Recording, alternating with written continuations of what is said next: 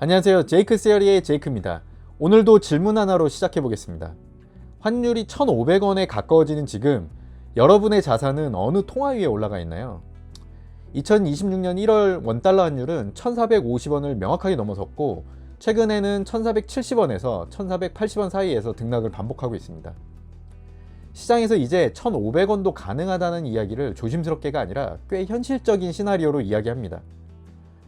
과거에는 1,400원만 넘어가도 위기 아니냐는 말이 나왔죠. 그런데 지금 시장 반응은 조금 다릅니다. 이 높은 환율 속에서 동시에 벌어지고 있는 장면 하나가 있습니다. 2026년 1월 첫 거래 주간 국내 개인 투자자들, 그러니까 우리가 흔히 말하는 서학개미들은 미국 주식을 약 19억 달러, 우리 돈으로 약 2조 8천억 원 이상을 순매수했습니다. 이 수치는 해외 주식 투자 통계가 집계되기 시작한 2011년 이후 역대 최고 수준이라고 합니다. 여기서 오늘 핵심 질문이 나옵니다. 환율이 이렇게 비싼데도 왜 사람들은 달러를 사서 미국으로 가는 걸까요? 보통의 상식은 이렇습니다. 환율이 오르면 환차손이 무섭기 때문에 해외 투자는 줄어든다. 이게 교과서적인 논리입니다. 그런데 지금은 그 교과서가 완전히 깨지고 있습니다. 이건 단순히 투자 유행이 아닙니다. 사고방식이 바뀌고 있다는 신호입니다. 이 현상은 무엇을 말해주고 있냐면 지금 투자자들은 이렇게 생각하고 있습니다. 환율이 비싸냐 싸냐 보다 이 자산이 어떤 구조 위에 있느냐가 훨씬 중요하다. 즉 환율은 더 이상 투자의 출발점이 아니라 관리해야 할 변수가 된 겁니다. 이 생각의 변화가 서학개미의 대규모 순매수로 숫자에 찍혀 나온 겁니다. 두 번째, 환율이 오르는데도 달러를 사는 이유. 여기서 중요한 포인트를 하나 짚겠습니다. 지금 사람들은 환율이 내려올 때까지 기다리자는 전략을 벌이고 있습니다. 왜냐하면 시장 자체가 1,400원대 환율을 일시적 고점이 아니라 뉴 노멀로 받아들이기 시작했기 때문입니다. 환율이 떨어지면 사야지 생각했다가 결국 몇 년 동안 미국 자산에 아예 접근하지 못할 수도 있다는 그 경험적 학습이 쌓였습니다. 그래서 전략이 바뀐 겁니다.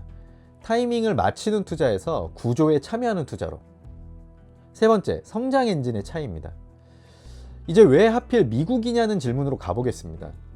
2025년 말 기준으로 보면 미국 시장은 AI, 반도체, 클라우드, 플랫폼 중심으로 여전히 명확한 성장 스토리를 유지하고 있습니다. 한국 증시는 지수 자체는 사상 최고치 근처까지 갔지만 외국인 자금은 동시에 빠져나가고 있는 묘한 장면이 반복되고 있습니다. 즉 국내 지수 상승과 글로벌 자금 이동이 같이 움직이지 않고 있습니다. 이건 단기 이슈가 아니라 성장 엔진에 대한 평가 차이입니다. 그래서 환율이 높아도 사람들은 달러로 미국 성장 엔진을 사는 것을 선택하고 있는 겁니다. 이제부터가 이 영상에서 가장 중요한 부분입니다. 지금까지 우리는 자산을 이렇게 나눠봤습니다. 국내 자산, 해외 자산. 하지만 이 기준은 이미 그 의미를 잃고 있습니다. 이제는 이렇게 봐야 합니다. 원화 기반 자산이 얼마인가?